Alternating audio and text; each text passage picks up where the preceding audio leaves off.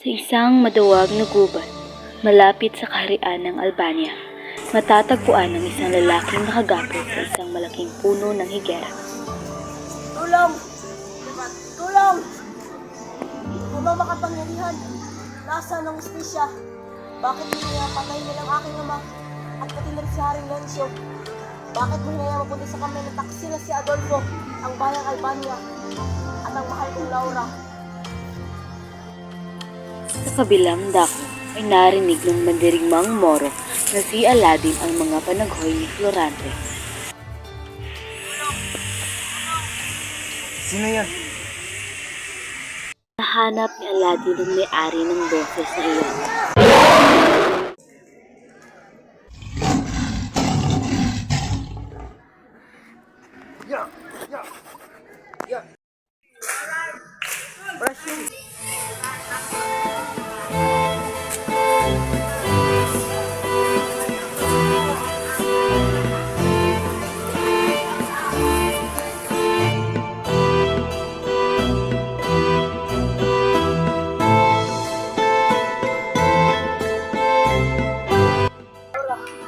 Laura! Sino ka? Huwag kang mamula, mga pumaway. Ako si Aladin, ako ang naligtas sa iyo. Ikaw ang iyong panagod. Kung ikaw ay may pinagkanan, maaari mo ko itong malaman. Sige, ganyan. Simulan ko lang ako isang gulpa lamang. Sanggol pa lamang ay nagsimula ng manganib ang buhay ni Florante. Siya ay muntik ng dagitin ng isang malaking buitre.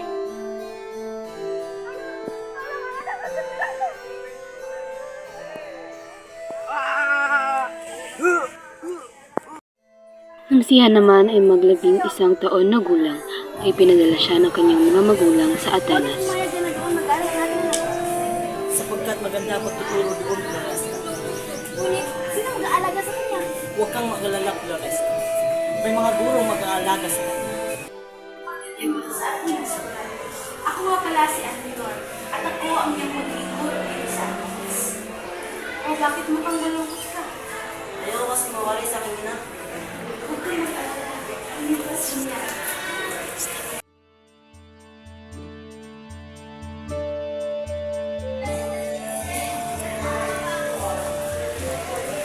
Binabati kita, Berana, pero ikaw ang muna sa akin.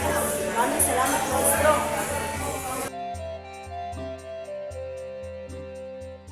Pagawa ng pagsasigula. Si Florante ang nanguna bilang Polinesi at si Adolfo naman ang gaganap sa papel ng Flores. Sa labis na inggit ay may nabuong isang masamang balak sa isip ni Adolfo. Ginagawa mo ang lahat sa akin. Dapat kang mamatay. Tigil mo yung kaibangan na dumi.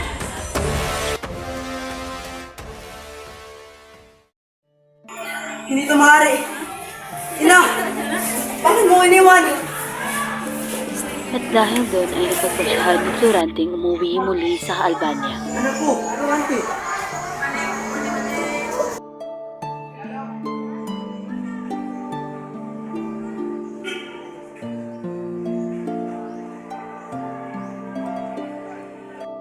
Isang mensahe mula sa Tuto. Humihingi ng tulong iyong nuno sapagkat sasakupin na ang mga muro ng Tortona. Alam natin ito sa Sa pagpunta nila sa palasyo ay doon nakilala ni Florante si Laura.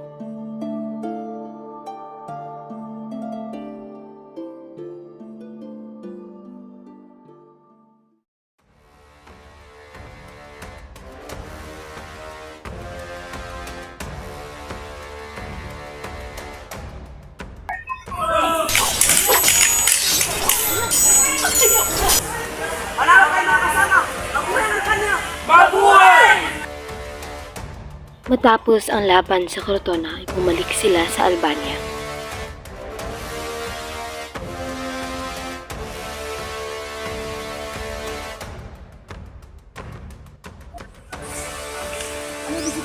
Mama kasama sa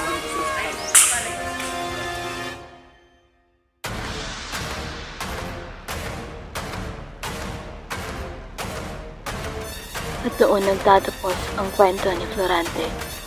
Ngunit kagaya ni Florante ay suwing palad din sa pag-ibig si Aladin.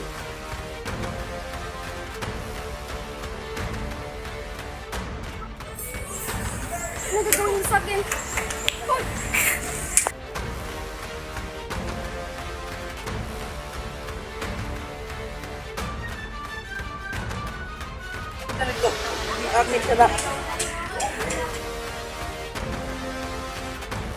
Tigil mo yan!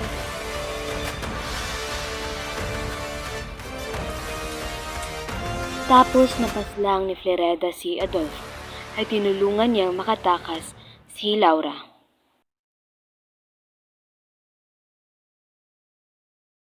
Ano yun?